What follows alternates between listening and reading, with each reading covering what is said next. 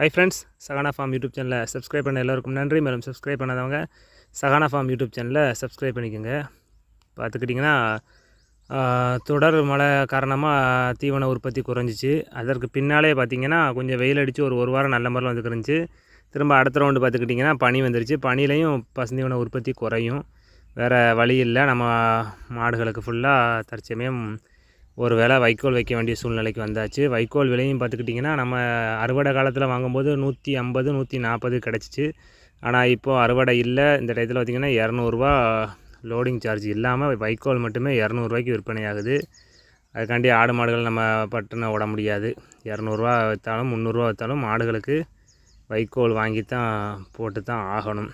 இதை தான் சொல்லுவாங்க, காற்றுள்ள போதே தூற்றிக்கொள்ளுங்கிற மாதிரி. அறுவடை சீசன்லேயே கூட 100 கட்டோ 200 கட்டோ செலவோட வாங்கி வச்சிட்டோம்னா பின்னால் தீவனத்துக்கு பிரச்சனை வராது. மேலும் இது போன்ற பயனுள்ள தகவலை தெரிந்து கொள்ள சகானா ஃபார்ம் யூடியூப் சேனலை சப்ஸ்கிரைப் பண்ணுங்கள்.